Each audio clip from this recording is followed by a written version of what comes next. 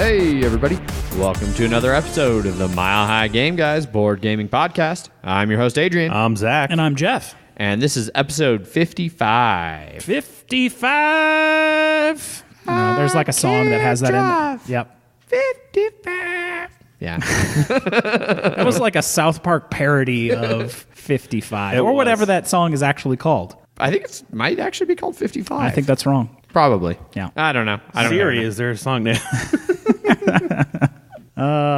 We've all been very, very busy with not playing board games. Yeah, over the this last week. weekend was not board game filled. Yeah. I Can't Drive 55 is what it was called. Ah. Sammy Hagar. Yeah. Yes. So. Oh, yeah, it was Sammy Hagar. Yeah. We went to a wedding. Well, all of us went to weddings. Not all of us to the same wedding. Yes. Friends Matt and Heather, who met at game night, got hitched on Friday. Denver Botanical Gardens. Yep. Yeah. How was that? Hot. The sun was out. Yep. And then immediately went away as soon as the ceremony was over. Mm-hmm. They had a mercifully short ceremony. Which was not, yeah. Yeah. Cool. Yeah. I think that was originally planned. No one likes a long ceremony. No. It's not a Catholic wedding. Fuck that. Doesn't need an hour. Not necessarily the Catholic one. Long ceremonies, Yeah. that in general. Yeah. The fuck that came at the inappropriate time to what Jeff was Yes. saying. Fuck Catholicism.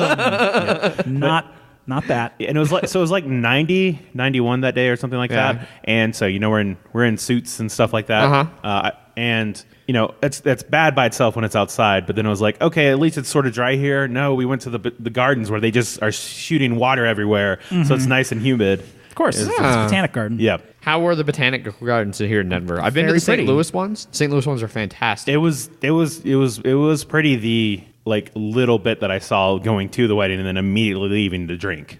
So Priorities. yes. To be fair, we went from drinking to ceremony to drinking to cocktail hour, which involved drinking, to reception, which was also drinking. Yeah. Just a whole day of drinking. That was our goal. Yeah. Don't threaten me with an open bar. Strange had the Strangely Epic, which is the Cherry Creek / Baptist, Yeah. which is delicious. It's coffee stout, and I don't know what is the Cherry Creek. It's a creek. It's a Cherry Creek. I know. Yeah, I know. No, it's actually beer. a creek style Yeah, beer. it's Oh, a I Creek didn't- style beer. okay. Yes. That's why I it's had spelled that's Kriek. Yes. Yeah. I never knew that. Jeff is learning things. Good. This episode is literally now never- already worth it. I've literally never had a creek before, nor Gotcha. knew it was a thing. See, because it's a pun, because there's also Cherry Creek Yeah, in I know Denver. there's that one. I just didn't know why it was named that. I never asked. It was just delicious. So Kriek is a type of lambic. It's a Belgian beer right. made with sour morello cherries. Gotcha. So It's very delicious. It is. Especially with a coffee stout. Mm-hmm. Super delicious. And it was, the ABV was 8-point question mark. Yeah. Whenever you blend two beers together, Yes. it's sort of just like, Speaking of beers, Oh yeah, what are we drinking tonight? what guys? are we drinking? I'm drinking rum again. So, speaking of beers, I'm drinking rum. Yeah. What kind of rum? It you was the drink? pirate rum. Oh yeah, it looks Pyrite? like Pirate. Yeah. But I think it's pronounced pirate. I think it is too. But it looks Russian to me. The rum looks Russian. Like the way they spelled pirate, like The font? no, like PYR. A-T. Yeah. I don't know. Like I for whatever reason, It's Caribbean rum. it's close It enough. looks Russian to you. It's close enough. Authentic. The word pirate is, or pirate in this case, it looks close enough to like, what's the name of the place? It's near Chernobyl, the abandoned town with this carnival. It's like something with a P also. I'm not helping you at all. Definitely played that in Call of Duty 4. Not even Call of Duty 4. Or Modern War. Yeah. Pripyat. definitely Pripyat. Wyat. Spell it again. Pripyat. There's no I in this. Yeah, so. I know, but it's similar enough with P's and R's and Y's and A's and T's, just in different orders, and it triggers the same like thing in the back. You know what of my also has brain. those letters? Tarpy. God damn it! Does that look Russian to you? Tarpy? No, Yeah, that's what I thought. because it doesn't start with a P. Anyway, so yeah, so You know what Zach, also does? Party. Zach is drinking his. That starts with a P. Is Zach that is Russian? drinking his party rum. Yeah, there you go. Jeff, you are indulging in some more of the Escape to Colorado. Yeah. And gave us a whole bunch. Continuing the Escape. And I picked up a new beer while I was in Montana. This is single hop Northwest Pale Ale from Bitterroot Brewing out of Hamilton, Montana.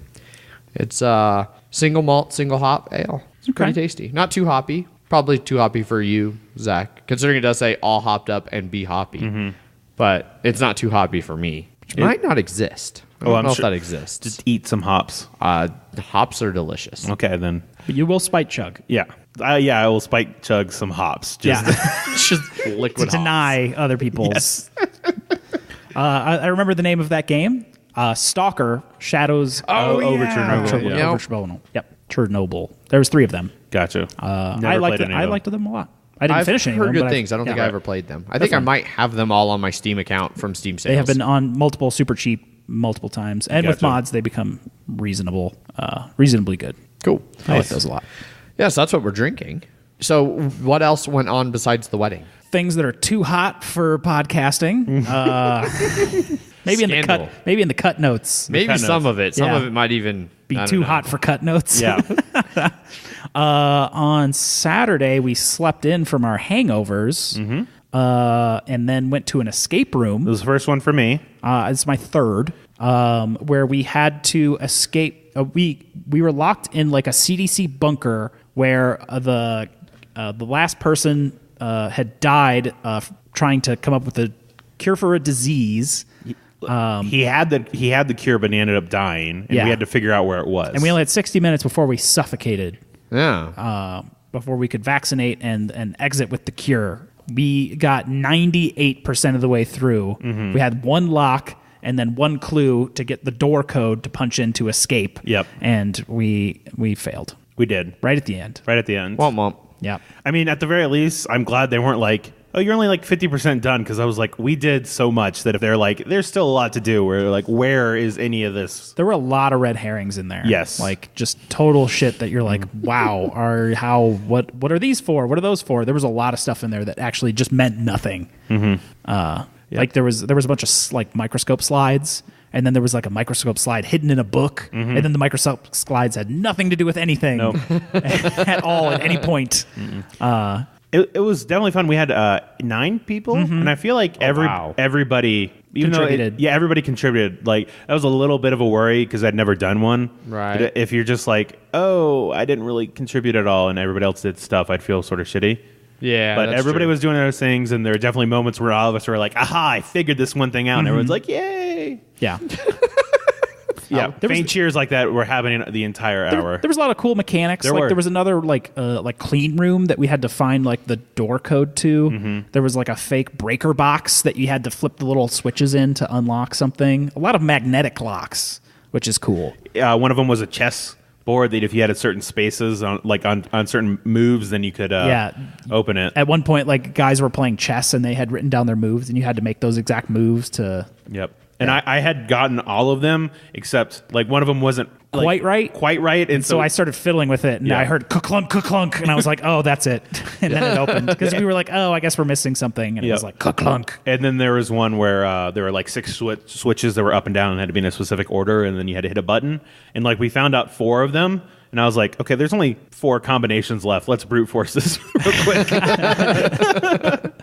And then there was a Simon Said you had to do, but it was like we tried doing it because it was like 10 digits you have to put in. And we thought it was like at first it was right when they hit, like when it said just 3, follow. You had to do Simon Says sort of thing. But it was there was about 10 seconds after those came out, there was a blue light, and you had to enter it in there. So someone had to write all the numbers, and then someone else had to hit them in at that right time. Was there anything that had to do with the red that was like the 3 and the 9? No. I really hope that none of our local listeners. Well, they'd have to go to the exact specific escape room that we did not say the name of, to the exact room that we Right, went so they're to. going to be like listening to this on their way to an escape room, like, oh man, this is getting me totally pumped. And they're going to walk in and they're going to be like, Should we put- shit, I All I'm know going to say everything. is that had a 10% success rate, so increase it. That's what I say. Listen to this, and you could hopefully increase Yep. that percentage. And also, they make you lock all your cell phones and stuff. Yep. So you can't take pictures or do anything. But you can record a podcast about that. Yes. yeah, suckers. Yeah. It was fun. Cool. That was definitely Yeah. fun. It was definitely a fun activity. I really wanted to do one of those for a while. There's also right down the road for me. There's the a little expensive per person. Yeah, maybe? it's 27 a person basically. for how long though? You were there An for hour. 1 hour. 1 hour. Yeah, I mean that's It's terrible. It's not terrible. It's like, They but put a it's- lot of work in They it. did. Yes. Yeah, No, I it's definitely not- don't think I wasted my money, and I would do one again. But it's definitely There was a live human Not corpse every in the other weekend, room. a live human corpse. no. No. A But fake were you human the one that was corpse. telling me about there was an escape room with a zombie? Like someone was acting as a zombie inside, and that they were chained. I think so. There's one I think that I heard about has it. a fake one that is chained. Oh, okay. That I am aware of Okay. Wow. and 'Cause have seen. But I'd not, heard. interacted with. Okay, because the way he described it was like someone was being a fake zombie, and then like the chain extended every once in a while, so you'd be close, and all of a sudden it's like, oh, it could try and grab you. So, Yeah, I think it's a fake zombie. Okay. That is the timer. Gotcha. Yeah. Okay, that makes sense then. Yeah. Huh. Because like after 40 minutes, it'd be like it would get.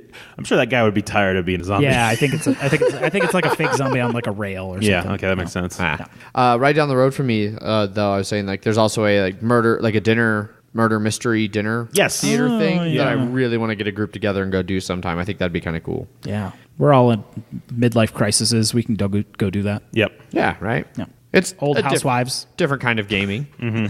Yes. We also did disc golf. Jeff Well, no, tried- and then after the escape Okay, room, yep. we drank again shocking. at Red Square. Yep. A lot of vodka. A lot of vodka. Another birthday was right next to us. Not only same day. You say another birthday. Whose birthday? It was another person's birthday. Another 'Cause it was- person's birthday. Julie. This was Julie's. Okay. birthday. Julie's Yeah. birthday, yeah. Yeah. And like same day, same year, birthday. Yeah. Right there. Oh. Interesting. New best friends, of course. Absolutely. We stole all their chairs. And we were slowly enveloping them. We kept adding tables. And it would- we had like 5 tables outside. and they had like 2 or 3, and then we were slowly Yeah. cutting them off from the world. yeah. And then we went to sleep and then had another hangover and then immediately did disc golf in the morning on Yep. Sunday morning. My arm is sore, mostly the pectoral area. Oh yeah. Well, that's that's where right where there. You do the, I think that's a pec. I mean, somewhere in that area. you're not wrong. Yeah. Jeff is the Feeling my pectoral area Height because it's of, really sore. Yeah, he's at the height of physicality. Yes. Yeah. Oh, yes. I go to the Gaim.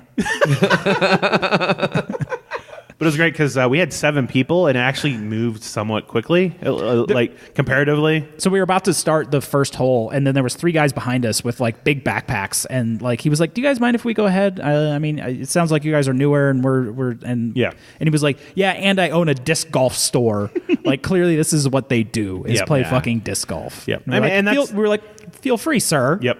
That's what you tend to do in a lot of those too. If it's like Yeah. if you feel like you're slowing someone down, it's like, oh, you guys can just go ahead real quick, so you don't. Yeah. You do I that think in we real had a- golf too. Yep. It's called playing through. Yep. Yeah, they played through fast. Yeah.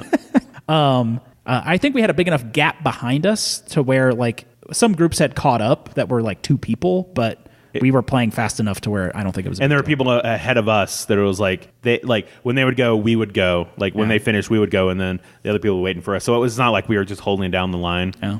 I only threw my disc into the water once. There was already a man in there getting his, so he got mine too. Oh, well, that's nice. Yeah.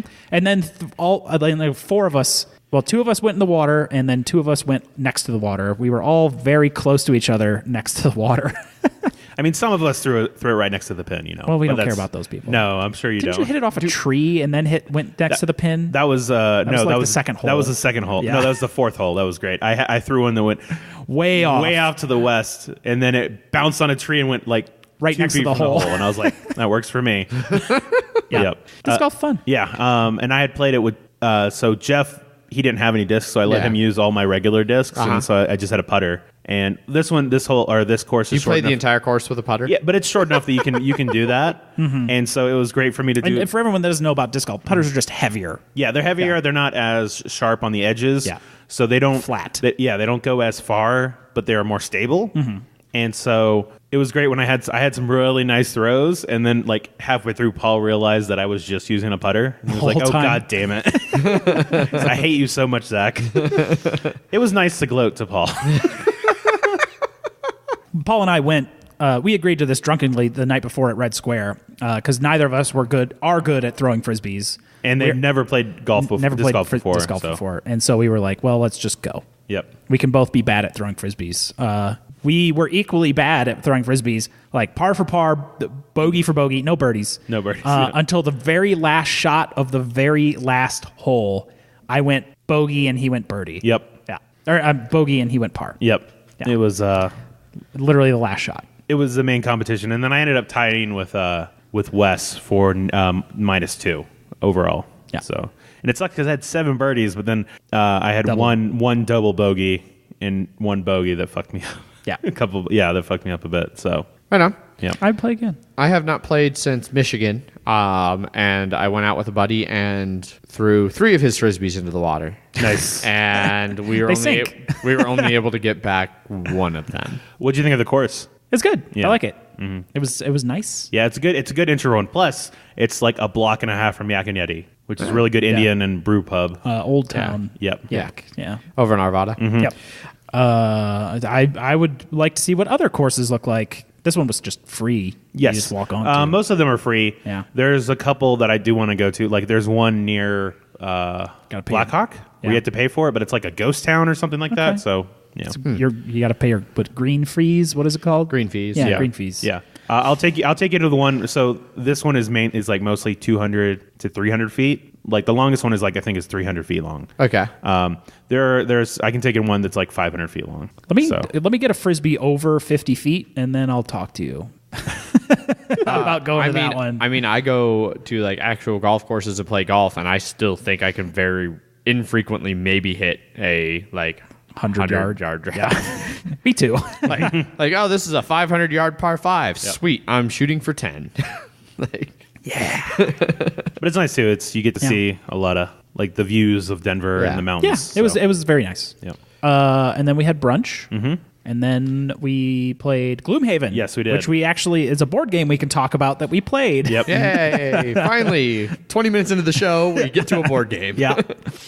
Gloomhaven is hard. It was. We played with 3 players this time. Got our asses stomped. Wrecked. You did. So what happened here? So there were a lot of guards and archers, and then every round, anyone that has played Gloomhaven, it was the 3rd scenario or something. So Yeah. we're still pretty early. a guard would come out at the end of every round, a new one. And the balance around that is rough. At 2-player, it's every other round. At 3 and 4-player, it's every round. Yeah. There's no balance between 3 and 4. That sucks. It seemed like it's a lot harder at 3 than at 4. But you have less enemies you start with. Yes. Right. But there's also like 6 archers. Yeah. And archers will wreck your day. Yeah, that game is real hard. You know, I've only played that first scenario with you guys, but I remember like how brutal that was. Winning on literally the last possible move. Yep. Mm-hmm. That's pretty much what happened in the last one too. Yeah, and only like the right card that you had to get. Right. Get it. Yeah. Still fun. Mm-hmm. I think it has some balance issues at certain player counts. Well, I mean, we could always just. And I know Ant doesn't want to do this, but go down to level 0 on the enemies instead of 1 when we're playing with 3 players. Put it on easy. Well, yeah, it's still probably hard, but Oh yeah, I'm sure it would be. Because is normal +1? Yeah. No. So it's whatever all your levels are. Oh, divided okay. by how many people are playing. Gotcha. So Gotcha. Well, and hopefully you don't have to play 3 very often because I do want to play more of Yes. this stupid game. you say that, and yet you're just like, I'm going to do other things. I'm going to go to weddings in Montana. Yeah. Yes, that was precisely it. I was like, oh, I hear you guys are playing That's even how he Gloomhaven. sounds. Yeah, he I'm sounded gonna go to just like Montana. that. He pushed his glasses up and His monocle. Yeah, monocle and glasses. It's really weird. Yeah, it's super weird. That's And all of them are I'm like super weird. none of them help his vision too. No, It's just, they're all no actual I glasses. wear in them. contacts for my vision. you wear the others for And fashion. he has fake rims. Yep. Yeah, so that is what I did. We went to Montana. I didn't really get to play mini games Gotcha. because I was in a car for every single day of the trip. Like we left Friday morning, and Allison and Nathan, which is Megan's sister and her boyfriend, they went and hiked up to some backcountry camping site. Megan and I took a in the main campgrounds generic site, and then we went down to Jackson and went to the brewery. So while they were hiking up into the Tetons to go camping in the rough, Megan and I went to the brewery, and she got stung by a bee, which sucked for her. Is she allergic to bees? Not terribly. Okay. But she just has like this amazing ability apparently where she does all the things you're supposed to do. Like she's nice to bees. Like she's like, oh, bees, you don't do anything. They won't. Nope. They're just like, nah, I'm in your vicinity. I'm going to sting the shit out of you. Where'd she get stung? She got stung on her side. It got like caught in her blouse a little bit and stung her through her blouse because it's like a really loose top. Yeah. But I had a fantastic sandwich. It was a brisket. It was a fantastic brisket sandwich. Megan had some awesome Korean fried rice with tender belly pork in it. Nice. That was fantastic at this brewery. I don't remember the name of it. Whatever brewery's in Jackson. There's only one. But Look it up. Google it. no. And then Saturday we drove the rest of the way to Montana through Yellowstone. Stopped, saw Old Faithful. So I got to see Old Faithful. I've seen erupt. That There were a whole lot of people there. Holy crap! It remember- really kind of killed every little When I was there 14 years ago and saw that, there was also a shitload of people yeah. Yellowstone's like one of the most visited national parks in the country because it's awesome. Yeah, lots of people. It was a pain in the ass. I got to see a baby moose, which was adorable. It was all awkward, long legs and gangliness. Was it in the wild? Did you see an adult Yes. moose too? Yes, the mother moose was also there. I bet that was a bit more terrifying. Yes, she was quite large. We were safely in a car, though. It was when we were coming back from You the brewery. say safely. True. Moose v. car. I don't know. True. It was far enough away, and I'm smart enough to not stop my car in the road adjacent to the moose to take a bunch of pictures of it. You don't try and pet it? No. Let me just grab that baby real quick. None of hug those it. things. None of Oh, those it's so things. godly. Oh, I'm being murdered by a moose. Yeah, it's fine. Just getting kicked in the face. It's okay. Hashtag worth it. Get a selfie while you're being impaled. Gored to death. Gored to death, yes. It was a mother moose, so she didn't have horns. No, that's it right. would have been trampled. Duh. Trampled to death. Kicked in the face, like I said. Yeah. Yeah, correct. But made it to Montana, did the whole wedding thing, stayed in an Airbnb, and then we were there in Montana, in Bozeman, where the wedding was, for 14 total hours from time of arrival to departure, and then we drove 10 hours back to Denver. So that's a whole lot of driving, and that left zero time for board games. I got one little brief chance to start a game of Hanabi, and we got about halfway through before we had to leave, and right as we were getting ready, right before we had to quit, Megan messed up on the clue giving, and I discarded the second 2 in one of the colors, and it was like, well, this game's fucked anyway. We're all done so Just rip the cards in half and then just be done with it. yeah. Geekiest thing of this entire trip was I started reading Brandon Sanderson's Mistborn series, and holy shit, it's really good. I've heard of that. Yeah, Is it like an older series? Newer series? It's an ongoing series, so it's Yeah. not that old. Okay. I'm not sure when the original one came out, but yeah, the starting premise is basically roughly what if Frodo failed in his mission to destroy the ring. It's an entirely different setting, but what if the great hero who's supposed to stop the great evil, what if he fails? Okay. And yeah, it's a really good series. I'm into this. I'm in the second book now. and 2006. I like it. So about a year. Or a decade is what I meant. Yes. That's 10 years. I really like the system of magic they have in it. It's called allomancy, and so the people who can use it, they consume metals and then burn them internally, and it gives them superpowers. Okay. I thought you said aloe. Alloymancy. Alloy. Alloymancy. That's very different. Yeah. I was like, allomancy, huh? Do they just cure sunburns real good? Oh, yeah. Alloymancy. Let me just ooze this on you. Hard, Yeah. pronouncing, Good. hard pronouncing the Y seems weird, especially when it's one word scrunched together. How's it spelled? Alloymancy. Alloy? Yes. Okay. But alloymancy sounds, it doesn't fit as one word, so I just allomancy. I know it's not right, but whatever. Actually, I didn't until I actually said it out loud and thought about it. That's just how I've been reading it, and it made sense in my brain. But yeah. It doesn't Anyway, happen very often, so. shut up. Yeah. So that's been me. Didn't play much at game night, and I've been busy. I went to Michigan last weekend and went to Montana this most recent weekend. So I've just been traveling a lot. Gotcha. No time for gaming. Okay. A lot of Bears versus Babies got played at game night. Did you play it? Nope. Okay. It's my copy. Have yet to play it. All right. So it seems like people enjoyed it. They played it for a while. Okay. We played Hero Realms, We did. which we'll talk about on Friday. Yes. Well, you'll hear about it on Friday. I mean, dear we'll talk about it listener. in an hour. You know what? and a half. I'm going to talk about it on Friday too, Adrian. Just to fuck you over with You'll that. hear us talk about it There on you go. Friday. Yeah. We'll talk about it in about an hour and a half, Yep. but you won't know because it's editing. and I don't know, publishing dates. Yes. Yes. All of those things that are the behind the scenes magic of podcasting. Yes. We just do them live. Every time you download, we just do it live every Yeah. time. Yep. We're talking straight to you. Yes. should Watch do out for that car. We should do a live show sometime, though. That we can't edit things if we do I know. that, which is I know. It'll be risky. Ooh.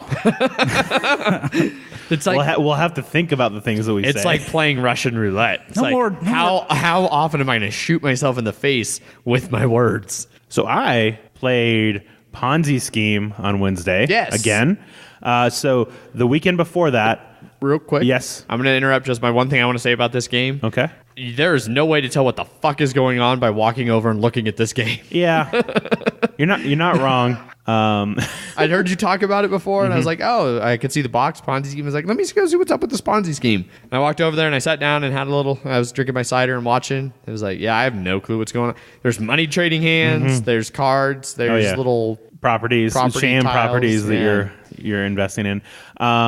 But so the week before that, when I went to Georgia, I ended up watching The Wizard of Lies on HBO with my dad. Okay. Which is about Bernie Madoff. Oh, yeah. And after it was actually pretty good. And then after all the whole story about messing up people's lives and all that stuff, I was just like, I want to play Ponzi Scheme again. I want to fake ruin people's lives. And so I bought it, and then I played it again on Wednesday, and I still really liked it. I played with 4 players this time, yes, and it worked just as well as I thought, and everybody else had a positive opinion of it. Sager, he was playing he was trying to get so many industries, because the main way you get points in the game is through industries. Is like if you have one of a certain type, you get 1 point. If you have 2, it's worth 3 points. 3 is worth 6 points, etc. So the more you have of one type, it's worth more points. And he had like 7 of one and 7 of the other, because he kept trading with Bob, and they kept giving out money. But the first person to go bankrupt, Starts the game end, right? yeah, it starts. That's the game's over, and that person can't win. And Does someone always go bankrupt to end the game? yes, Okay. because There will always be an immediate loser. once you say, because if you get one of the investments, it's like, oh, you get 9 money, and then, or say it's you get 10 money, but then every 5 turns you have to pay $9. Okay. And so after 2 rounds, you have to pay $18 out of 10, and so you have to take more money in order to pay those off. Hence the Ponzi scheme. Exactly. And at some point, and then also if the market crashes, instead of just turning 1, the thing turns 2. So if you had something 1 and 2 away, you'd have to pay both of them off. Okay. And so there's risk in that. And he basically he had too many investments that he had to pay off, and so he lost. And the winning score was 15 points. And Wow. yeah, and he would have had 42 points had he not gone out first. But I still really like that game. It's fun, and it took an hour. Okay. Which is, I thought, like it says 60 to 90 minutes. It's reasonable. Yeah, but it has I wouldn't say it's a hard finish line, but it goes downhill quick. Yeah. Yeah. And once you take like one of the heavier ones, it's like, oh, you get $69, and then in 3 turns you have to pay $140. The scramble becomes real. Yes. Okay. And then you're trying to sell off industries just to stay afloat and stuff like that. So It's when your Ponzi scheme collapses. oh yeah, it is quite good. Who goes to jail? The first bankrupt Yes. person that Yes, pretty much. immediately goes to jail. Yeah. Okay. Well, yeah, because once you're bankrupt, you don't have the money to keep yourself out of jail. It's true. But yeah, that's really the main game that I've been playing this past week. Yeah. I want to play it sometime. That sounds interesting. It is. Yeah. It is fun, and it's one of those ones where it's like playing with the people and stuff. Like that's a lot of the game is playing with it. Yeah. So and like in Food Chain Magnet, when you make someone an offer, or not Food Chain, like Indonesia. Yeah. When you're like, I want to get one of your industries, you have no choice on whether or not you don't want to partake in that. It's either, well, they're buying one of yours or you're buying one of theirs. Yeah. So you can put people in an awkward position if you're like, I need this money to survive, but I don't want to lose this industry because that's worth less points, especially if it's like 4 or 5. You have 4 or 5 of them. It's like, oh, shit, that's 5 points off versus like this other one. It's like, oh, it's only 1 point. So, Okay. Yeah. and I love that the rule books say it has an FAQ of how do you value your trades? Because when you're trying to make an offer, it's like basically it says base it off your experience. If you give people money and they immediately take it, you're asking too much. If you put money in there and then everybody immediately just gives you money and then buys one of yours, you're asking too little. That's all it says. Best of luck. Yes. Yeah. I'm really okay with like games being that way. Like, because there's no good way with something like that. Like, that's a question that comes up. You mentioned Indonesia. That'll come up sometimes in Indonesia, where people are like, well, how do I know how much to bid? Or like even something like it's like tramways or something, like in the first round of bidding for turn order. Well, how much do I bid? Like, what's a good turn order bid? It's like, I don't know. I don't know. It varies. It's hard to say. It's 1 or 15 or 20 or I bid 1 and that was a mistake. Yeah. Being first sucks in some of those situations sometimes. But did you play anything else you want to talk about, Jeff? I don't think so. Besides PlayerUnknown's Battlegrounds. Yeah. We don't have much to talk. We were so busy playing frisbee golf and drinking that we didn't get much PUBG in until last night. We got number 3. Yep. Still a thrilling game. Oh, did we talk about where we played with Kyle and Cameron? I don't think so. Yeah, we've learned the sounding board peoples. We got both of them to start playing. Yeah. And so we pulled them into a number 3. Or no, a number 2. No, number 2 on that one. On their like second game ever. Yeah. And that one was just bad luck on our positioning. We were in a field prone, and our opponents were by trees up on a hill. Oh. So this is on the way eastern side of the map by the coast and the power plant. And that ended up just the circle would let them be on a hill behind trees instead of having to run out and us having to just run out into a field in front of them. So they had all the cover and none of the risk of moving. So I did my best. Yes, we did. We need to get you guys paired up with Josh and Brandon from Brawling Brothers. They both play. Yeah. Ooh. Totally. I mean, you might have just been drinking rum out of a Brawling Brothers, whatever kind of glass Highball that's glass. called. I think it's a highball. It's a highball? Okay. Looks a little big for a highball. I don't know what different. I know beer glasses. I don't know liquor maybe glasses. they will correct us. Yeah, Brandon, if you happen to be listening to this, What kind of glass let me is know what that? kind of glass I bought from you at HeavyCon. And then, But they tweeted us that. So I think it was Brandon played, but Josh didn't. Well, then Josh just finally decided to start playing. They tweeted us the other day about it. Nice. One of our listeners in our guild posted looking Yeah. for PUBG players. Yes. And somebody who was not me started a PUBG channel in our Slack. So you guys are spreading the PUBG. Oh, we love. immediately started that, didn't we? Was it you guys? I think don't so. remember. Yeah. Yes. It wasn't me. I didn't start a PUBG. I know you did. No, it was like I'm subscribed in it. Well, somebody tagged me in it, like to pull me in. I need to leave. I'll just keep tagging you. It's one of the more active channels on the Slack. yeah. We now know so many people that play PUBG that we could probably get a group whenever. Yeah. But then it's like we have so many people that we want to play with, and we can only murder with so many partners. Yes. And Jeff and I, we're team in that. We can't that's true. We can't just split up for that. No. We got to help the shitty players. We got to be like 2 good players and 2 shitty players. We got to pull everyone else up. Yep. Because we used to be those shitty players, Oh, very much so. and so we picked up we pulled ourselves up by our own bootstraps, and now it's time for. Kyle and Cameron were impressed at how fast we can loot a house. They're like, how are you looting so fast? Well, we just know what to look for and how to practice. move through a house. Yeah. Do you happen to know, like offhand, Steam shows like how many hours? 104. 104. not offhand. Yeah. Soon. Keep talking. Yeah, keep talking. That's not talking. Yeah, I'm looking forward to getting back to some video gaming now that Megan's back. 134. Jeez. Yeah, he played about 30 hours before me. Yeah. So Each of those matches is only like 30 minutes. Too, exactly. For me, 7 Days to Die, the zombie survival game, it updated. So Megan and I played a little bit of that last night, and we're looking forward to playing some more of that while she's gone. And then I saw Charterstone updated. Haven't played that in a while. That was fun. And then I got to go back to killing Charterstone? Charterstone? Is that Stonehearth. No, Stonehearth. Okay. Whatever Stonehearth is. Not Hearthstone. Yeah, it was the inverse of, yeah. Okay. I don't know where the Charterstone came from. Because it's a board game that's coming out soon? Yeah. Later this year? Yeah. Jamie Stegmaier? Yeah. I have that on the brain, too. Yeah. That explains that. Yeah. More and more stuff's coming out about that. Yep. But I have to get back to killing Narcos also in Ghost Recon, because that's a lot of fun. Mm-hmm. But, all right. So that's what we've been up to. For not having done anything, we sure talked about not doing anything. We did lots of things. We did lots of things. Not board game related. Yeah. Which is fine. I'm sure that's interesting enough. Yep. We threw Gloomhaven in there somewhere. Yeah. Oh, we watched Game of Thrones. Oh yeah. Yeah. No I spoilers. haven't yet. We I'm going watched. to No tonight spoilers. after we get done here. So Good. let's keep moving. If you want to hear about Game of Thrones, the board game, feel free to check out our review last Friday. Yeah. Timely review. Absolutely. We just received a copy of Spires from Nevermore Games, by designer TC Petty. It's a trick-taking little card game. I'm looking forward to playing that at game night. We got a lot of fans of trick-taking in our game group. We have First Martians. Yeah. It's here. It was here last week. Yep. But it's also here this week. You got a copy, and I saw like 3 or 4 other people on Twitter and Facebook from like Denver area who were posting about their copies. I still don't have my copy. They may have fulfilled an order of pre-order. Maybe, but I didn't pre-order that far behind you. Yeah, far enough. My biggest concern is you never I was got super early. You never got a shipping notification, right? No. At So all. like, I have no idea how to if- actually if check you're- that. so It's if probably on the website. maybe. Yeah.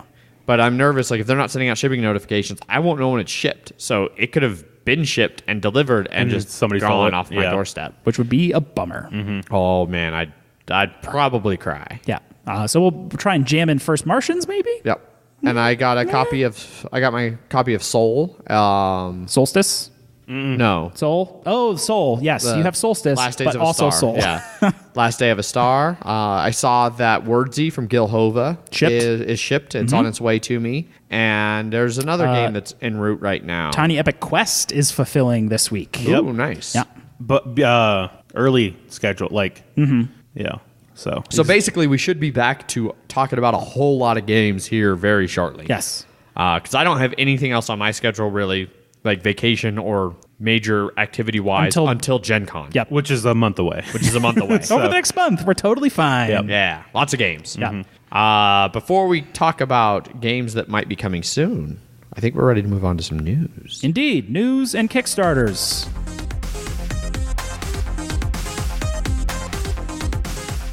Starting with news. First up on news, GameStop is starting to do pre-orders for Pandemic Legacy Season 2. MSRP $79.99, no release date. It says December 31st, 2017, but that is the GameStop default release date for not having a release date, as someone that has worked at GameStop for over 7 years. Yeah, so I don't know what's the bigger news here, that GameStop's taking pre-orders for Season 2 now. Like, oh, pre-orders are technically available.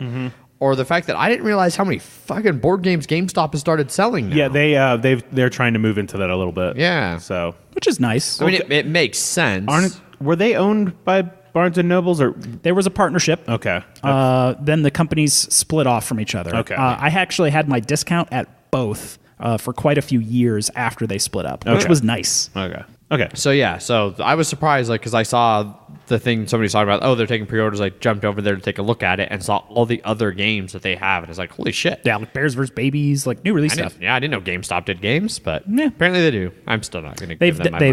They've definitely had to diversify after the Yeah. used game market has taken some hits. Yeah. because that's where all the money came from. Yes, it was. Well, I mean, as more and more things, like, I regularly am encouraged to just do direct downloads, even on like my Xbox, and digital. my PlayStation, Crushing. let alone like Steam. But I don't pay full price for a game ever anymore on PC. wait a month and get it on discount on Steam. Absolutely. So But you could pre-order that. I don't know how many they're going to get. yeah, and I don't know like how accurate their price is relative to everyone else. I haven't seen it anywhere else yet. $80 was MSRP for Season 1. season 1, so that Sounds about that right. Sounds right. So yeah, I saw Rob Davio had a tweet, and I think it was related to Season 2, where he said he added an addendum to the rules for co-op play, where if you can't decide what role everybody gets to be, then put this away and go play a competitive game. Yeah, that was good. I like that. No new details or anything in the product details for the pre-order. It's pretty much everything that we know. Basic. It's a legacy game.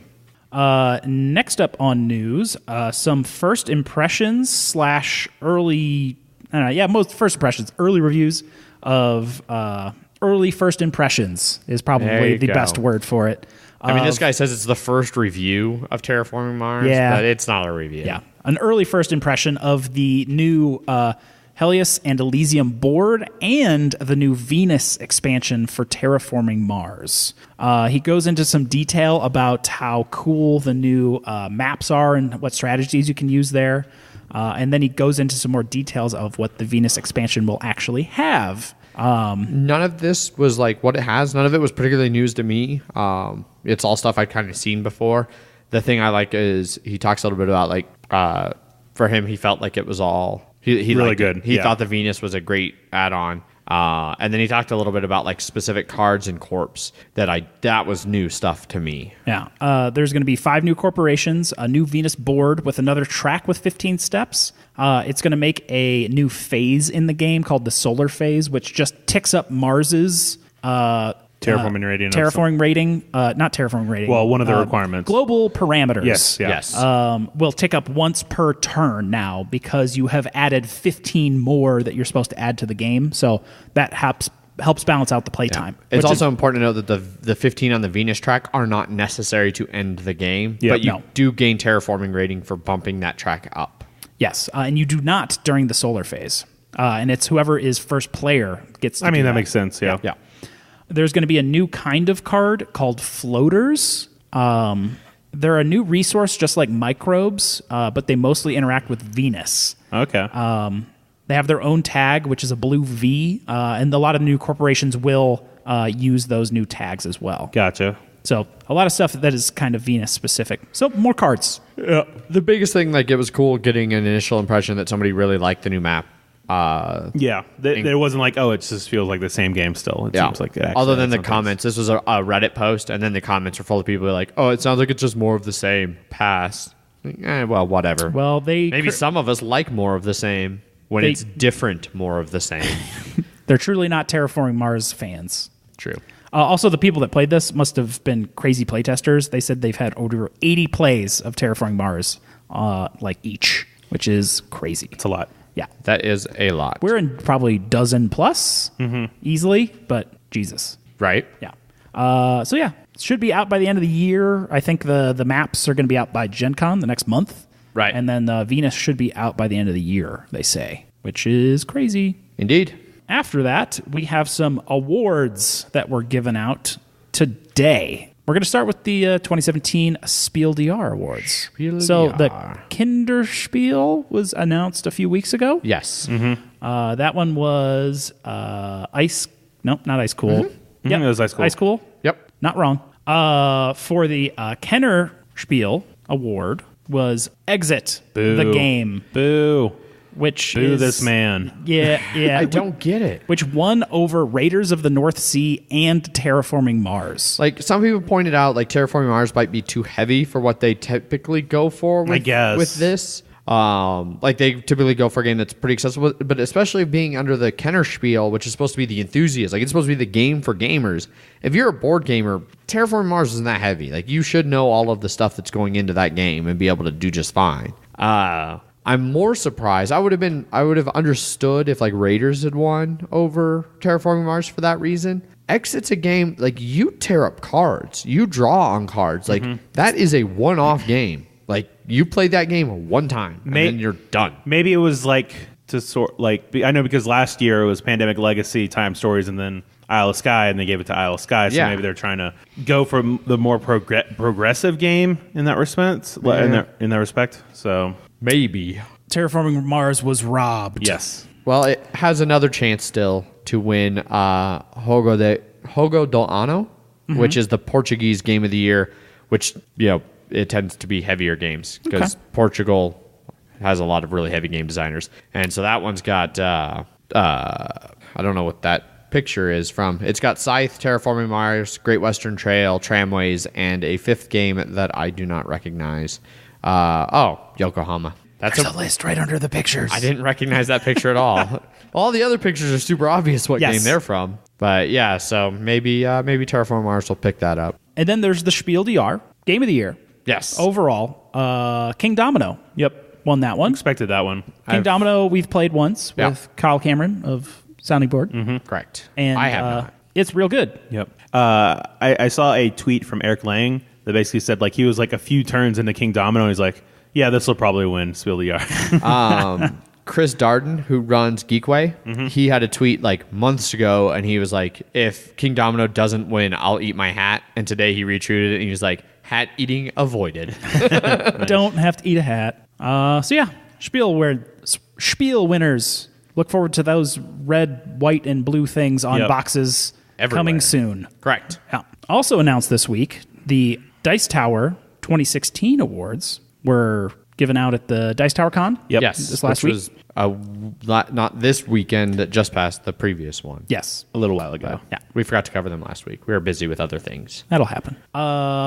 Some interesting ones in here. Most innovative, Captain Sonar. Best two-player, Star Wars Rebellion. Agreed. Best theming, Captain Sonar. Best strategy game, Terraforming Mars. Damn right it Yeah. is. Yep. Best reprint, Mansions of Madness. Is it really a reprint? It's more like a new edition. Yeah, and I mean that's It's pretty loose terminology there. so I would say like because I think that should be like best new edition because it changed enough. Yes, very different game. Yeah, and like I guess like reprint. I would say you're picking the best game that got reprinted. Whereas if you said like best new edition, it'd like take into account the changes. Yeah. Because like, Vinos was updated and had like, I don't know. I think Vinos would have been a good option for that. The deluxe edition with the 2016 simplified rule set, the incredibly improved art and design. Yeah. I disagree with that one. But Yeah. whatever. Best party game, Captain Sonar. Best game from a small publisher, Role Player, which I've heard you guys aren't huge fans of. I'll probably give it a try soon. Best game from a new designer. It might just be because I was playing with the bummers, Paul and Adrian, for dice. yeah. So. Oh, come on. You had legitimate complaints about that game. Far beyond. I was even on my best behavior because I was immediately like, oh, I fucking hate this game, but I am determined to not ruin it for everyone else. And so I tried to play along and have fun. I tried real hard. Best game from a new designer, Terraforming Mars. Yeah. Best family game, Ice Cool. I would agree. Best expansion, Seven Wonders Duel, Pantheon. Yeah. I thought it was a fantastic expansion. Best co-op game, Mansions of Madness Second That Edition. I would agree with. Best board game production, Mechs vs. Minions. Yeah. No way that can't happen. Yeah, of course, the most overproduced game of the year gets Yes. best production. Absolutely. You'd hope so. Yeah. They put in the effort. They may as well get an award for it. Yeah. Best artwork, Scythe. Also can't really disagree with that. Yep. Game of the year, Scythe. Super disagree with that. Yeah. Terraforming Mars was robbed. I like how many, if you go back and listen to our end of the year awards where we talked about like best components, best artwork, a lot of that matched right up with the things that ended up coming out from Dice Tower. Pretty much. What I'm trying to say is that we are 6-7 months ahead of Dice Tower with our relevancy, and we'll still nail it. So I think their nominees were like Captain Sonar, Adrenaline, which I don't think we've played, but We played Adrenaline. okay. man, I do want to get a copy of Adrenaline. I like that a lot. Cry Havoc, Feast for Odin, Great Western Trail, Inish, Mechs vs. Minions, Scythe, Star Wars Rebellion, Terraforming Mars. Some of our favorite games of last year. Yeah. And some not so favorite. Well, yours don't count. Shut up. Yeah.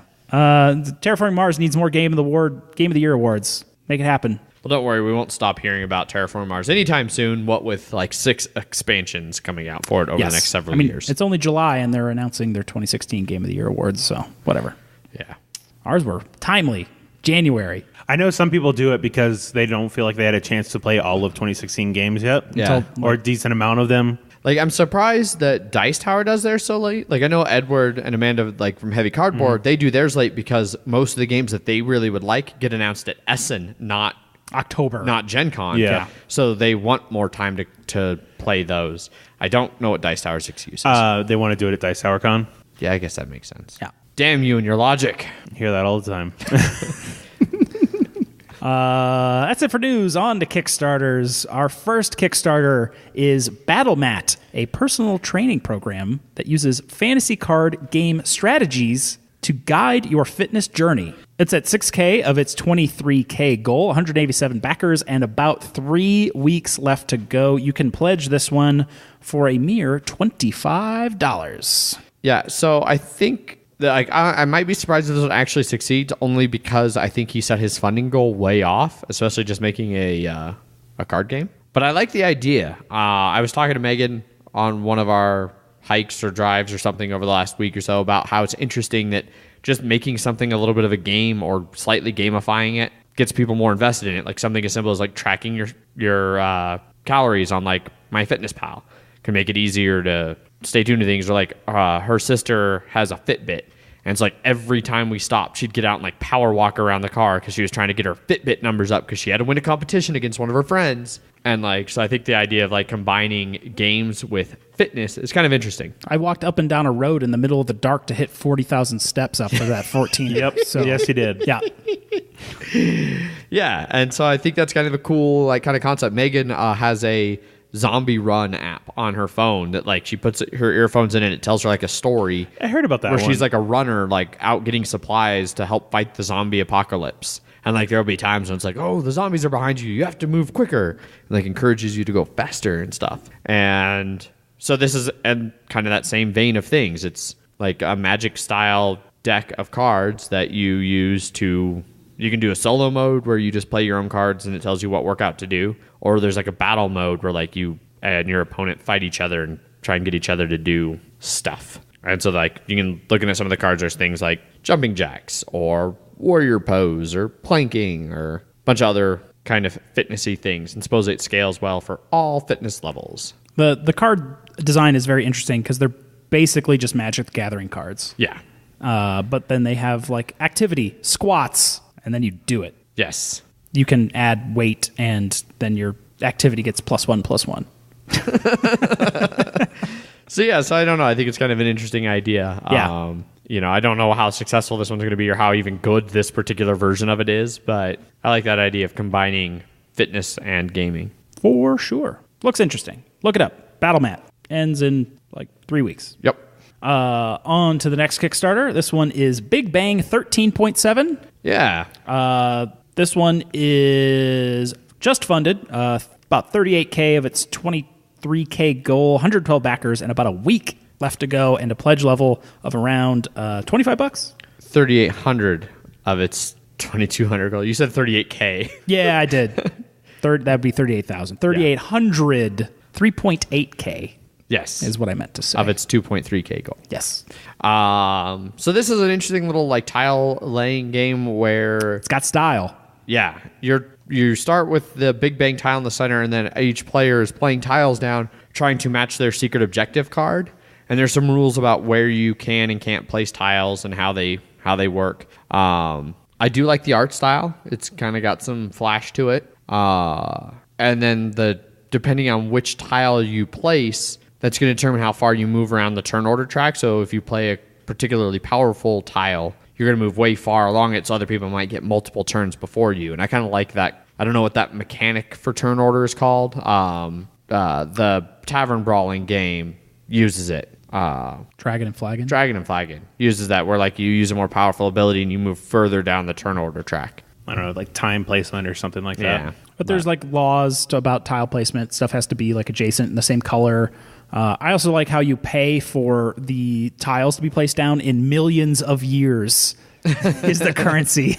Because you're building the universe. Right. Makes sense. Yeah. Yep. It looks good. It's got Yeah. some good design on there. Yeah, I'm kind of interested in it. The prices are pretty reasonable too. About $25 for the base game.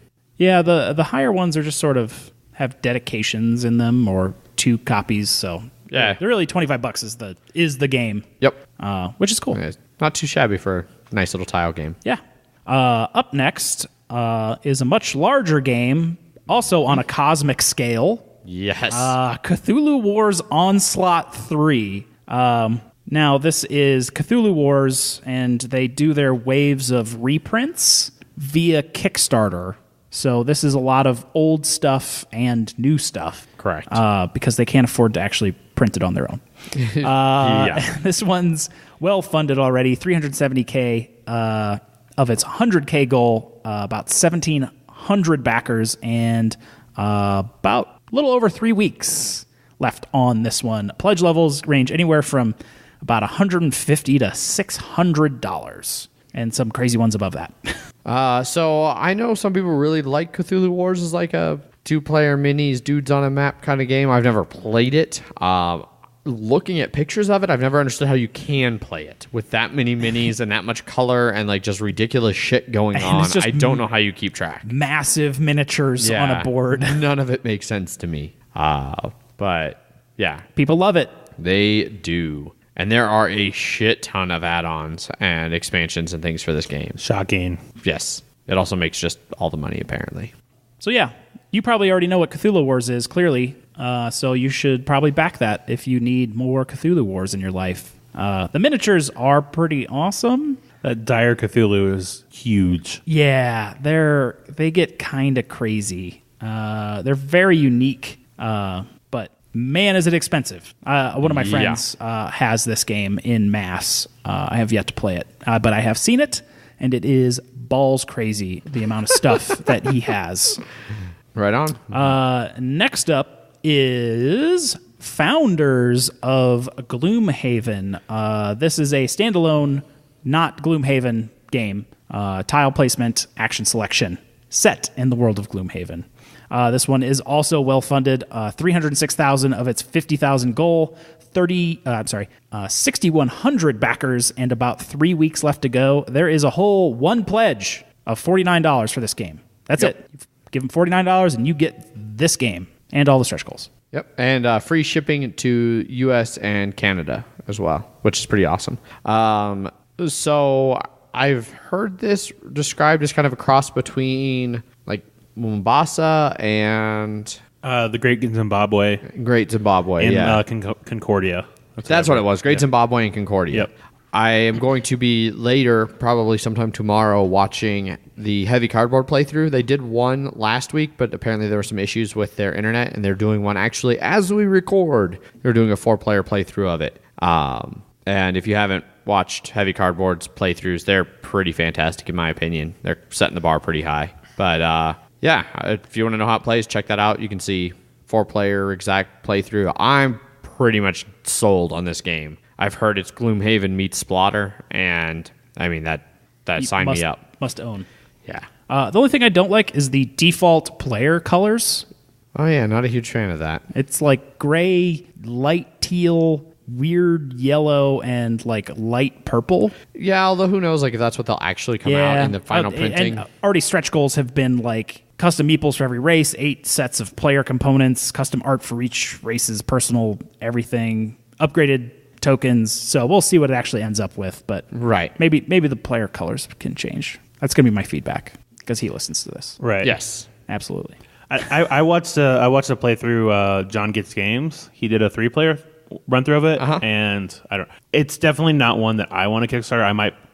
I don't know if I'll enjoy it when I play it. Like when you guys get your copy, Right. But I am reserved at this moment. Yeah, because Paul and I are definitely getting copies. There's one thing I really like, and that is how you deliver goods. And so it's so say you have to deliver some, because there's like different levels of them. And so if you deliver like one of the higher goods, but then it requires and that good itself requires like hides or something, and someone else has hides, it's like they get they get points when you get points. Basically, they get a version of it. So it's like if you'd get 6 points from here, one of them would go to the hides or something like that. Oh, and okay. So I thought that was pretty cool. That by investing in some of the lower ones, you can get points even other people use it.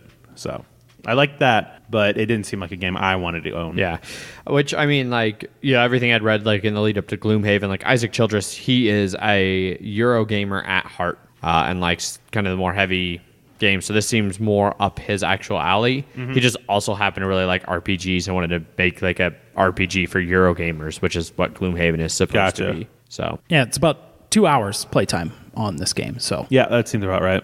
So heavy game. Yes, super excited for this one. Yeah, 3 weeks. Founders Gloomhaven. Get it. Last up on Kickstarters is Star Realms Frontiers, which we had talked about last week. Yes. Because it was launching the day after we record. This one is a standalone expansion for Star Realms. This one is extremely well funded, 406,000 of its 100,000 goal, 5,700 backers, and about 3 weeks left. This one has a full pledge of $65 for everything, but you can get Star Realms Frontiers with no promos or stretch goals for only $20. Yep. The main thing that I'm interested in is that it adds the command decks, which are like the faction decks or the class decks. Yes, the different command decks, which are, we talked about, like, do you think they're going to do it? And we're like, they can't not. Yeah. And they sure did. There's also going to be some new modes where you can play as one of the commanders from the command decks versus other players, Which sounds really cool. Like as a boss monster. Yeah. Yeah. There's going to be like a ton of new cards and stuff like that. But then there's going to be like commander challenges where there's going to be like solo. That's the like the boss, the commander challenge, solo / co-op challenge for a single commander or a group of regular players. Right. Yeah, so there's some cool modes and stuff. A lot of expansions that you can throw into the regular game. They got some sweet playmats. They do. I don't play a lot of like tournament stuff except Blood Bowl. I have been in Star Realms tournaments and almost won a playmat, and I was sad that I didn't. There is kind of some annoying Kickstarter exclusive stuff on here. Like there's going to be a whole command pack that's Kickstarter exclusive, and a bunch of Kickstarter exclusive cards. Well, a handful of Kickstarter exclusive cards, but which kind of annoy me, especially with like something pretty vital like those command decks are probably going to be to enjoy the game. But we'll see. Yeah, Kickstarter exclusive wise. Yeah, about $65 will get you all the command decks, and which isn't two, really terrible considering how much you're going to get out of that. No. And then the base game is actually bigger now, so it comes out of the box base game for 1 to 4 players. That's good. Yeah, because the basic Star Realms is just 1 to 2 players, And then the basic Hero Realms was 1 to 4, right? I don't know. Oh, I think it was also 1 to 2. okay. I think you needed more stuff to get it to 1 to 4. 2 to 4. There you go. I was incorrect. Yeah, I don't think 1 would be an option. So yeah, It's within arm's reach. just tucked under some shit. Yep. And that's it for Kickstarters. Yeah. Lots of good Kickstarters this week. Yeah, for sure. And it's fitting that we ended on Star Realms because that will be our review this week. So tune in on Friday, just 2 days after this episode releases, to hear us review Star Realms and Hero Realms and kind of compare and contrast them. Versus, But not Cthulhu Realms because, it's not quite. It's the spin-off that no one wanted. Yeah. yeah. I'm sure we'll talk about it. Yeah. Oh, we'll mention it. We will indeed mention the game. So, but yeah, that pretty much wraps most everything up. Zach, we had some feedback from some listeners on some previous reviews and stuff. Yes. You want to touch on? Yeah. I wanted to get to them a little while ago, but we were busy doing giveaways Giveaways stuff. and a whole bunch of other Yep. things. Yep. So from episode 52, which is our Imperial Settlers one, Scott says, Imperial Settlers is a terrific game, one that I don't get to the table nearly enough because of all the new hotness arriving. Understandable. Yeah. It's an amazing 2-player game, fun mechanics, and a good variety of different civs to play as. It really shines. In fact, I might play it this weekend or 3 weekends ago. But that, yeah, I have never played it as a 2-player game. You did, right? Yeah, Megan and I have played this fair amount as a 2-player game, especially back when I first got it. Well, when she first got it. And then I was already, I was talking to her when we were preparing for the review and everything, and we realized the thing about deck building. And she was really excited by the idea of maybe sitting down and having kind of a date night where you sit down and spend some time building the decks and kind of bullshitting and comparing the cards and then playing at the end of that. Yep. Which makes more sense for something that a couple could do sitting at home with some spare time versus I'm going to take this to game night. By the way, hey, before we can play, let's sit here and deck build for 30 minutes to an hour. Yep. Yeah. So the next one is from episode 53, Fuse and Flatline. Matt says, how does Flatline compare to games like Escape, Curse of the Temple, and other games that are co-op time-based dice games? I feel like we mentioned that a little bit. Did we? I don't think we mentioned Escape. Oh, okay. If we did, we very briefly mentioned it. We certainly didn't talk about how they feel. I think they feel very different. There's the frantic Escape is closer, I think, to Fuse, where you're just constantly chucking dice. I'd agree with that. Yeah. But even that's a little different because in Escape, everyone has their own dice, which is the case in Flatline, and you're constantly throwing them. Whereas in Flatline, you throw them and then you're trying to find places to put the ones you've drawn. Whereas the Escape games, you're roll. Did I get what I want? No. I'll set those aside and re-roll these and re-roll, and it's a little bit different. Yes. What about the pressure versus something like Captain Sonar? Now that I think is a very apt comparison, especially when you're doing the real-time Captain Sonar. You feel the pressure of what your opponents are doing. You feel pressure to move as quick as possible. Yep. And that comes through in both, I think, Fuse and Fuse Flatline. Yeah, in the real-time segments of Flatline, definitely. Yeah. I feel like that's almost worse just because it's only 1 minute versus... Yeah, you've got so little. You feel like it's so little. And it is. Yeah. A minute is not long. And Captain Sonar is just 30 minutes Yes. of yelling. And then it's also, depending on which position you're at, it feels a lot different, a lot harder on you, I think. Yeah, So, definitely. All right. And who you're playing with. Yes. And against. Yep. And then for a Game of Thrones? But you didn't finish it. Oh, I didn't? Yeah. Thanks. Keep up the great banter. P.S. Oops. Go team Adrian. LOL. Too bad he lost. So, yeah. I mean, lost. Technically, I didn't. Technically, he there was a tied, draw. but that's because the guy, his tweet was confusing because he said he was changing it and then he listed all of our names. Yeah. And so I thought it was just a vote for all of us. That's how I viewed it. So. And if it was tie, I am the tiebreaker. Yes. And I vote for Zach. Yeah. And that means Zach wins. What? Yeah. Okay. Okay. How about this, Adrian? How about Adrian? No. Adrian, how about this? We'll just do a vote right now between us, and you can't vote for yourself. Okay? Just do it real quick. All right? No. Do it. Just come on. Come on, Adrian. Just do it. It'll be fine. It'll be fine. No, it won't. It will be okay. Just do it. Just do it. Just do it. No. Damn it. Why not? Why don't you want to do it? Because this is bad. Because I already see all the variations. Because I'm either going because if I can't vote for myself, I'd vote for one of you guys. And if you can't vote for yourself, Zach, I know you're not voting for me. I never said that. I said you can't vote for yourself. Oh, so okay. See, damn it! So I wanted that to actually happen on air. Yeah, you were going to vote for Jeff. Jeff was going to vote for me, and then I was going to vote for me.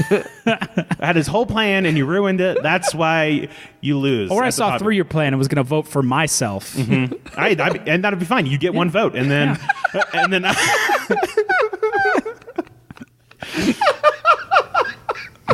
All right. Oh, I hate you guys. Not first, you're last. Yes. So then the next one was last week's Game of Thrones.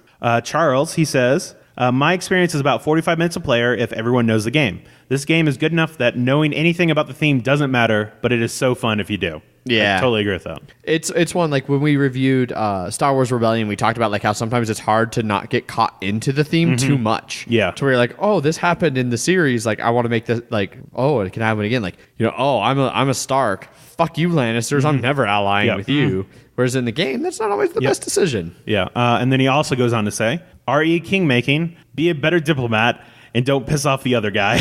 Yes. Totally true. And RE 5-player, just don't. The map doesn't work. This is one area that the original first edition was better, and I saw that because it didn't have Martell in it, I don't think, or there was an overlay. Because was there any chance of doing 6 players on that one, or was it only 5? It's been a long time. Because he says the map overlay makes 5 or 6 good, but the second doesn't work as well with 5 because what you said. Yeah. Yeah. Yeah. So yeah. I think that was the Greyjoy problem on that one. Right. Well, yeah, Greyjoy and Martell and all that stuff. But yeah, thanks people for commenting on these things afterwards. Yes. So. Yeah. If you got something to say about our reviews, definitely go back.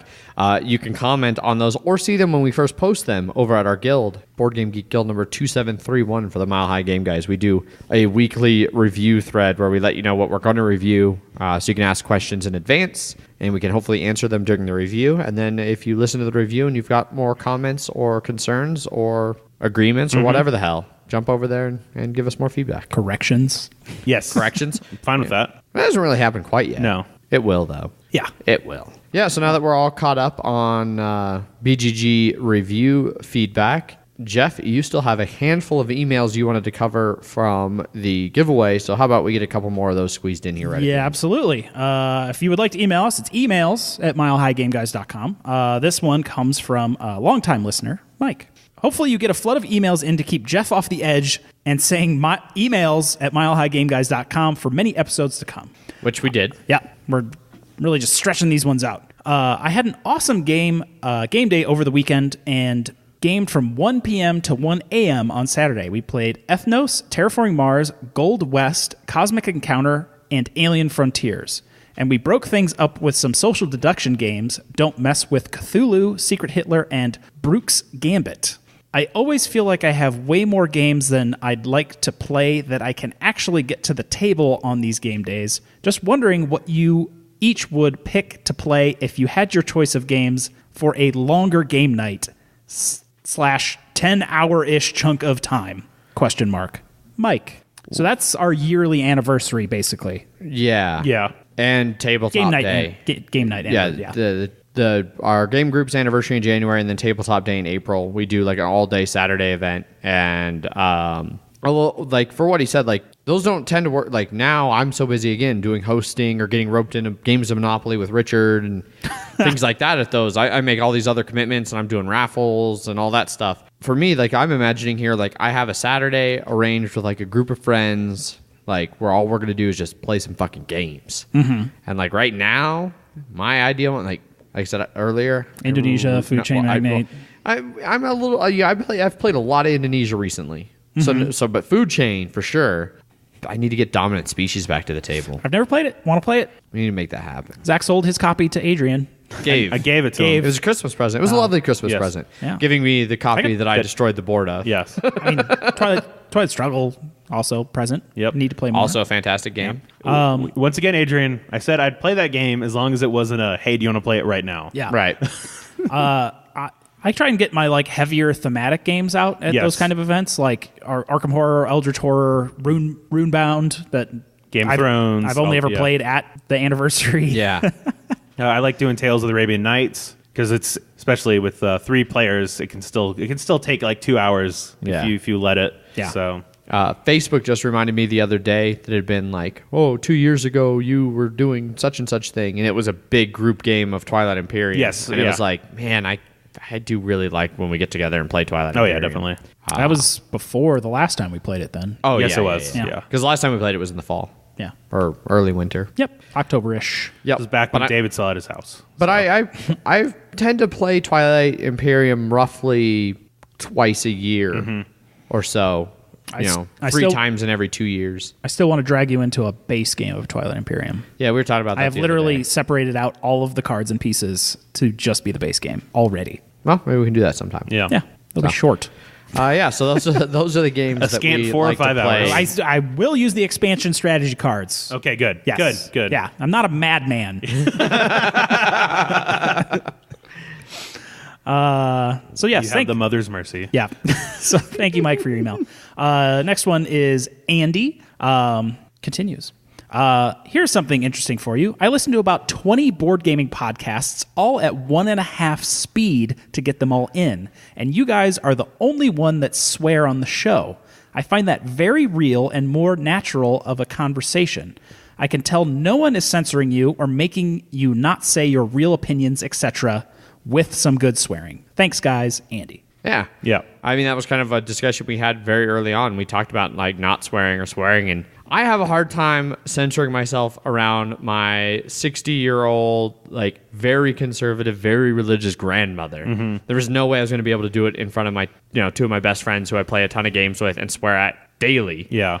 Especially while drinking.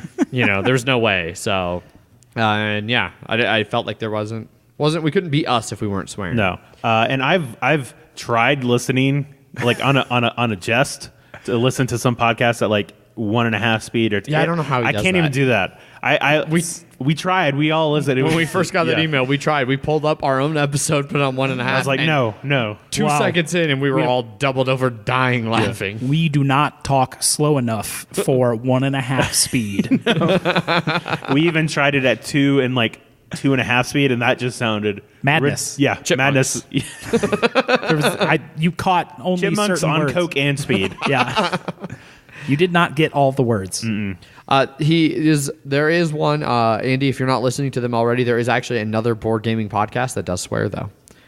Perfect Information Podcast, which is Ben Maddox and Georgios. Sounds like we have to run them out of business. They are based out of Europe. They're in Europe? Yeah. Okay, well, that's fine. yeah. It's on the other side of the pond. Their show is hilarious. Okay. They are rapidly becoming one of my new favorites since Brandon told me about them in our Slack channel. Okay. I started listening, and rapidly becoming one of my favorites. They're real good. So Just one per hemisphere. That's all. Yeah. Just one cursing board game podcast per hemisphere. Anyone starts cursing, we have to take them out. Yeah, we'll fucking kill them. We had this conversation early on. We just started we need a map with pins of where we need to destroy.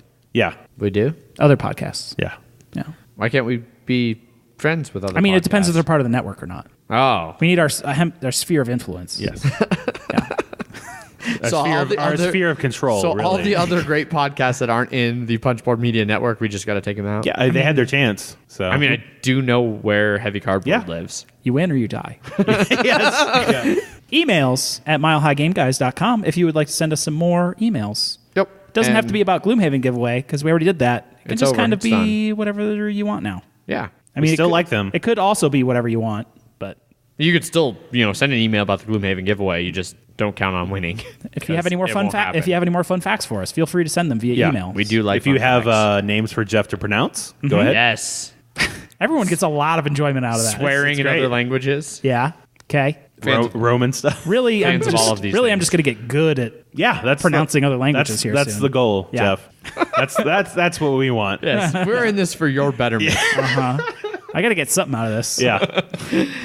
Well, I mean, you right. learned something earlier this episode, so It's very true. All right. Well, our worst fears are coming true, and our shortened different episodes are approaching the length of our original episode. We've at least cut off 30 minutes. yeah, don't know if we have. Yeah. yeah. All right. Well, we'll wrap this up here. Jeff, like you said, how can people email us? Emails at milehighgameguys.com. Because I know people love to hear you say that.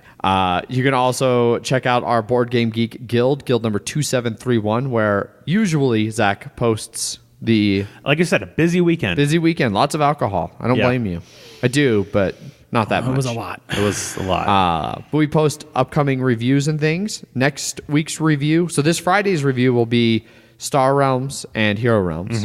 Then next week we will be reviewing Indonesia. So if you have any questions for us about the splatter game Indonesia, like how Zach managed to not murder himself. I'm sorry, people. You're playing gonna have to listen only to that twice. next week. Yeah. So jump over to the guild and feel free to participate in those threads either before or after the fact. We'll check them out even afterwards and answer Yep. your questions. You can follow us on Twitter. I tweet under @MHGameGuys. I am Zach_MHGG. And I'm Jeff_MHGG. And we have an Instagram and Facebook at Mile High Game Guys. So check us out all over the place. You can also check out the other awesome content creators with Punchboard Media, who we are happy to be a part of. They are at punchboardmedia.com. And you can search over there by things like reviews or contests or specific games and really kind of see what everyone else is doing. That site is getting a lot of content on it now. Yeah, it is. There's a lot of us. Which is pretty awesome. And yeah, a month from now we'll be at Gen Con. So if you're going to be at Gen Con, start getting in touch with us and coordinating. Maybe we can play some games together or just hang out and have some beers. We will probably, yes. We mostly of be, beers. Yeah. I know there's going to be a Punchboard Media meetup at some point. There will. It's going to be, I believe, on Saturday. Okay. Friday or Saturday. I can't remember for sure. And if it's Thursday or Saturday, I'll be in a hot hazard suit, sweating to death, playing Pandepic. And maybe other days, depending on how squirrely we're feeling about going Renegade again. Indeed. With it. We can always just play board games on the floor. And Correct. drink. Yep. So yeah. And go to Sun King. Also, Yes. yes. All these things and more Absolutely. when we return.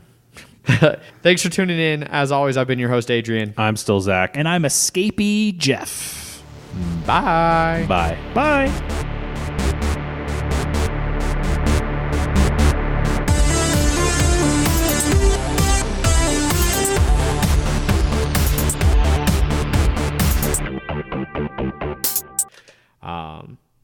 One of our only listener posts. Hold on a second. These ice cubes all stuck together. So This is a dealing with drinks break. As Zach's getting ice cubes and I'm opening a can of beer. Jeff, how are you doing? I with literally your had can to of beer? bite the ice to get it off. I have not gotten far into my beer. Okay. Still feeling the weekend a little, huh? Punchboard Media, where we all Bring something to the table pull up a chair at punchboardmedia.com.